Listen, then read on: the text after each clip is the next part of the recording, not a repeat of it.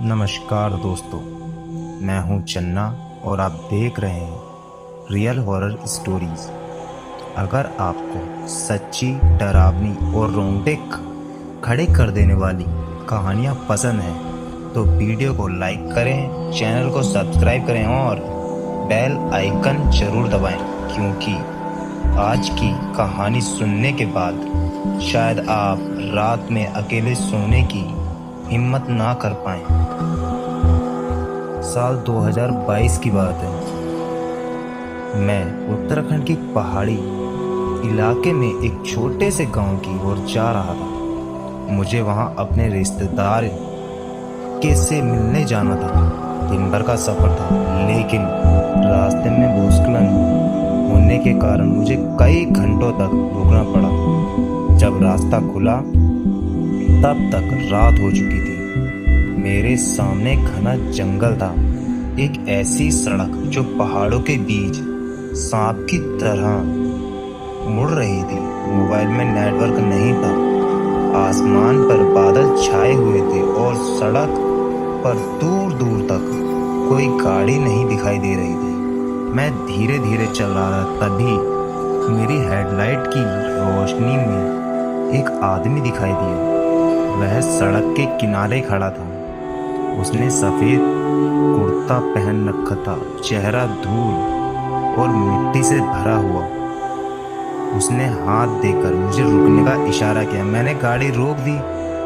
भाई साहब, गांव तक छोड़ दोगे? उसने धीमी आवाज में पूछा। उसकी आवाज अजीब थी, जैसे किसी बहुत दूर खड़े इंसान की आवाज हो। मैंने सोचा, रात का समय है, मैं मदद कर देता हूँ।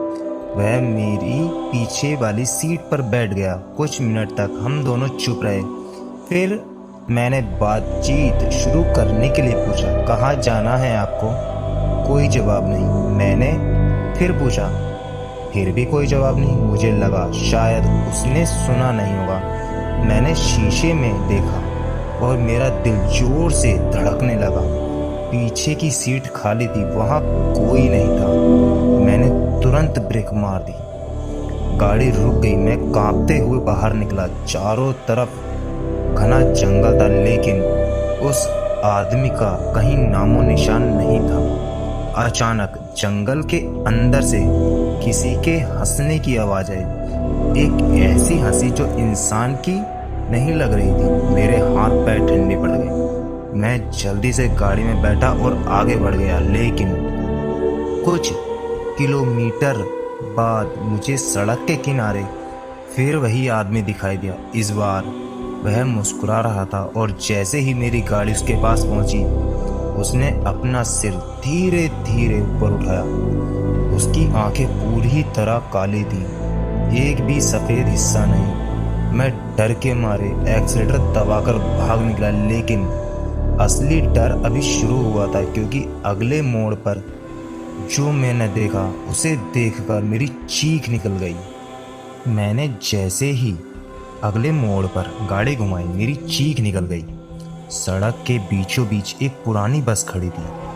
वह पूरी तरह जंग लगी हुई थी। उसके शीशे टूटे हुए थे और सबसे डरावनी बात, वह सुनसान जंगल में वह बस वहाँ कैसे खड़ी थी?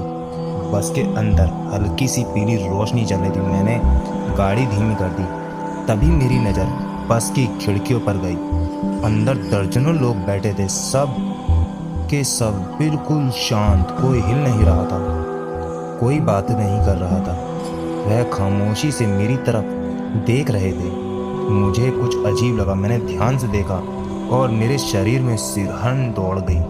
उन लोगों की आंखें बिल्कुल काली थीं, वैसी ही जैसी उस आदमी की थी। अचानक बस के अंदर बैठे सभी लोग एक साथ मुस्कुराने लगे। धीरे धीरे उनकी मुस्कान कानों तक फैलने लगी। मैंने तुरंत गाड़ी आगे बढ़ाई, लेकिन तभी मेरी गाड़ी अपने आप बंद हो गई। हेडलाइट बुझ गई। चारों तरफ घना अंधेरा छा गया। फिर ठक, बस का दरवाजा खुला। ठक, कोई नीचे उतरा। ठक, फिर कोई दूसरा।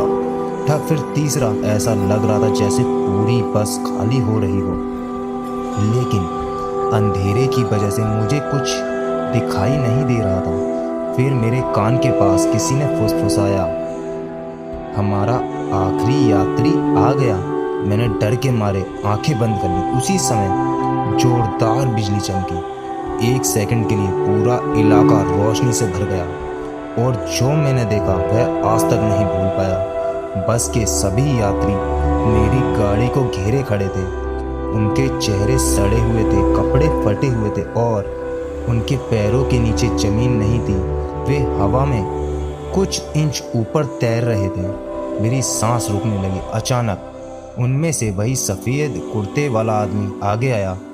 उसने मेरी तरफ देख कर कहा, तुम्हें पता है हम कौन हैं? मैं कुछ नहीं बोल पाया। वह बोला, 10 साल पहले इसी सड़क पर हमारी बस खाई में गिर गई थी। कोई नहीं बचा, लेकिन हमारी आखिरी सीट आज तक खाली है। यह कहकर उसने मेरी तरफ हाथ बढ़ाया और तभी मेरे मोबाइल में अचानक घंटी बजने लगी। जंगल के बीचों बीच बिना नेटवर्क के स्क्रीन पर सिर्फ एक शब्द लिखा था, भागो। मैंने बिना सोचे एक्सीलेटर दबा दिया और उसी क्षण गाड़ी अपने आप स्टार्ट हो गई। मैं पूरी रफ्तार से वहाँ से भागा, लेकिन जब मैंने रियर व्यू मिरर में देखा तो मेरी रूह कांप गई। वह पुरानी बस अब भी मेरे पीछे चल रही थी और उसकी हेडलाइट में सिर्फ एक ही चेहरा दिखाई दे रहा था, वही सफ़ेद कुर्ते वाला आदमी, और वह मुस्कुरा रहा था। मैं पूरी रफ्तार से गाड़ी चला रहा था। दिल इतनी तेज से धड़क रहा था कि आवाज़ मुझे खुद सुनाई दे रही थी। बार बार मैं शीशे में देख रहा था। वह पुरानी बस अब भी मेरे पीछे थी, लेकिन कुछ देर बाद अचानक बस गायब हो गई। सड़क खाली थी, पीछे सिर्फ अंधेरा था। मैंने राहत की सांस ली, शायद मैं बच गया। लेकिन तभी मेरे मोबाइल पर एक मैसेज आया। नेटवर्क अब भी नहीं था, फिर भी मैसेज आया। मैंने कांपते हाथों से स्क्रीन देखी। उस पर लिखा था, आखिरी सीट अभी भी खाली है। मेरे हाथ से मोबाइल लगभग गिर गया। मैंने तुरंत मोबाइल बंद कर दिया। करीब आधे घंटे बाद मुझे दूर एक छोटा सा ढाबा दिखाई दिया। वह सड़क पर अकेला बना हुआ ढाबा था। ढाबे की पीली रोशनी देखकर मुझे थोड़ी राहत मिली। मैं वहां रुक गया। अंदर सिर्फ एक बूढ़ा आदमी बैठा था। उसने मुझे देखा और बोला, तुम उस सड़क से आए हो? मैंने हाँ में सिर हिलाया। उसके चेहरे से रंग उड़ गया। वह धीरे से बोला, तुम बहुत भाग्यशाली हो। मैंने पूरी घटना उन्हें बता दी। बस काली आंखें वाले लोग और वह सफ़ेद कुर्ते वाला आदमी। मेरी बात सुनकर बूढ़ा कुछ देर तक चुप रहा। फिर उसने एक पुरानी अखबार की कतरन निकाली। उसमें एक खबर छपी थी, रात में यात्रियों से भरी बस खाई में गिरी, सभी 27 लोगों की मौतें। घटना की आखिरी तारीख ठीक 10 साल पुरानी थी और फोटो में जो ड्राइवर खड़ा था उसे देखकर मेरी रूह कांप गई। वह वही सफ़ेद कुर्ते वाला आदमी था। मैंने तुरंत अखबार नीचे रख दिया। बूढ़ा बोला, हर साल इसी तारीख को वे लोग वापस आते हैं और किसी नए यात्री को अपने साथ ले जाने की कोशिश करते हैं। मेरे शरीर में सिरहन दौड़ गई। मैंने फैसला किया कि सुबह होने तक यहीं रुकूंगा, लेकिन उस रात नींद मेरी किस्मत में नहीं थी। करीब 3 बजे अचानक ढाबे की सारी लाइटें बुझ गईं। पूरा इलाका अंधेरे में डूब गया। फिर बाहर से आवाज़ आई, दरवाज़ा खोलो। मैं और बूढ़ा दोनों जम गए। आवाज़ फिर आई, इस बार और करीब से, हम अपनी आखिरी सीट लेने आए हैं। बूढ़े ने कांपते हुए खिड़की से बाहर देखा और अगले ही पल उसकी चीख निकल गई। मैंने भी बाहर झांका। ढाबे के बाहर वही पुरानी बस खड़ी थी। उसकी सभी खिड़कियों में काले आंखें वाले चेहरे दिखाई दे रहे थे, लेकिन इस बार बस की सबसे पीछे वाली सीट पर कोई बैठा हुआ था। मैंने ध्यान से देखा और मेरी सांसें रुक गईं। वह मैं था। मेरे जैसा चेहरा, मेरे जैसे कपड़े, और वह खिड़की से मुझे देखकर मुस्कुरा रहा था। तभी बस के अंदर बैठा वह मेरा दूसरा रूप धीरे धीरे खड़ा हुआ और उसने अपनी उंगली मेरी तरफ उठाकर कहा, अब तुम्हारी बारी है। ढाबे के बाहर खड़ी उस पुरानी बस को देखकर मेरा पूरा शरीर सुन्न पड़ चुका था। सबसे पीछे वाली सीट पर बैठा मेरा दूसरा रूप अब भी मुस्कुरा रहा था। उसकी आंखें पूरी तरह काली थी और उसका चेहरा धीरे धीरे बदल रहा था। ऐसा लग रहा था जैसे किसी मरे हुए इंसान की खाल मेरे चेहरे पर चढ़ा दी गई हो। मैं डर के मारे पीछे हट गया। तभी ढाबे के दरवाज़ा अपने आप खुल गया। बाहर से बर्फ जैसी ठंडी हवा अंदर आई और उसी हवा के साथ एक आवाज़ गूंजी, आखिरी यात्री बाहर आ जाओ। बस के सारे यात्री एक साथ खड़े हो गए। उनकी गर्दनें एक साथ मेरी तरफ घूमी जैसे वे सालों से मेरा इंतज़ार कर रहे हैं। बूढ़ा आदमी कांपते हुए बोला, अगर उन्होंने तुम्हें छू लिया तो तुम्हारी आत्मा हमेशा के लिए उनकी बस में फंस जाएगी। मेरी हालात खराब हो चुकी थी, लेकिन तभी बूढ़े ने अपनी जेब से एक पुरानी चाबी निकाली। उसने कहा, 10 साल पहले उस बस के ड्राइवर ने मरने से पहले मुझे ये चाबी दी थी। उसने कहा था अगर कभी वे वापस आए तो बस के अंदर रखे लोहे के बक्से को खोल देना। मैंने पूछा, उसमें क्या है? बूढ़ा बोला, मुझे नहीं पता, बस बाहर खड़ी थी। भूत धीरे धीरे अंदर ढाबे की तरफ बढ़ रहे थे।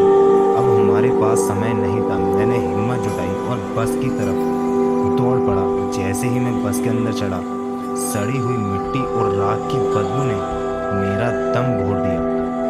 सीटों पर बैठे यात्री मुझे घूर रहे थे, लेकिन कोई हिल नहीं रहा था। मैं तेजी से पीछे की तरफ भागा। आखिरी सीट के नीचे एक पुराना लोहे का बक्सा रखा था। मैंने कांपते हाथों से चाबी लगाई। क्लिक, बक्सा खुल गया। अंदर एक पुरानी डायरी थी और एक फोटो था। फोटो में वही बस थी, लेकिन उसके पीछे खाई के किनारे एक आदमी खड़ा था। उसके चेहरे पर भयानक मुस्कान थी। डायरी के आखिरी पन्ने पर लिखा था, बस दुर्घटना नहीं थी।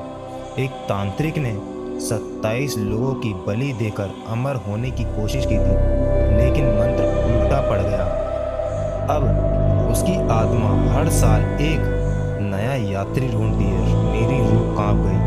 तभी बस के सामने से भारी कदमों की आवाज़ आने लगी, ठक ठक। कोई मेरी तरफ आ रहा था। मैंने सिर उठाया और मेरी पहली बार उस असली तांत्रिक को देखा और उसका शरीर आधा जला हुआ था। आंखों की जगह सिर्फ काले गड्ढे थे और उसके होठों पर खून जमा हुआ था। वह मुस्कुराया। 10 साल बाद आखिर मेरा नया शरीर मिल गया। वह मेरी तरफ बढ़ने लगा। मैं पीछे हटता गया। फिर अचानक मेरी नज़र डायरी के आखिरी वाक्य पर पड़ी।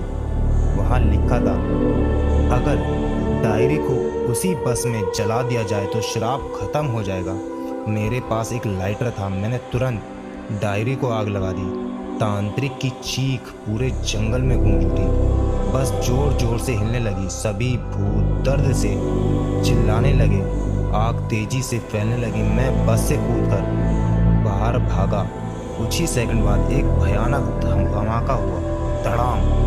पूरी बस आग के गोले में बदल गई।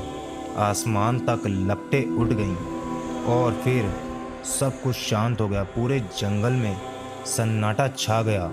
सुबह होने तक मैं और बूढ़ा वहीं बैठे रहे। जब सूरज निकला तो बस का कोई निशान नहीं था, ना कोई राख, ना कोई मलबा, जैसे वहाँ कभी कुछ था ही नहीं। लेकिन जाते समय मुझे सड़क किनारे एक जली हुई नंबर प्लेट मिली। उस पर वही बस का नंबर लिखा था जिसका हादसा 10 साल पहले हुआ था। मैंने उसे वहीं छोड़ दिया और बिना पीछे देखे उस जगह से हमेशा के लिए चला आया। लेकिन आज भी जब कभी रात के 3 बजे मेरी आँख खुलती है तो मुझे ऐसा लगता है जैसे कहीं दूर पहाड़ों के बीच किसी पुरानी बस का हॉर्न बज रहा हो। और कोई फुसफुसा रहा हो, आखिरी सीट अब भी खाली है। दोस्तों, अगर आपको यह कहानी कैसी लगी, अगर सही लगी हो तो कमेंट करके जरूर बताइए। अगर ऐसी ही डरावनी, सस्पेंस से भरी और रोंगटे खड़े कर देने वाली कहानियां सुनना चाहते हैं तो चैनल को सब्सक्राइब करना बिल्कुल ना भूलें। मैं चन्ना, अब मिलते हैं अगली डरावनी कहानी में। तब तक रात में सुनसान रास्तों पर अकेले मत निकलना।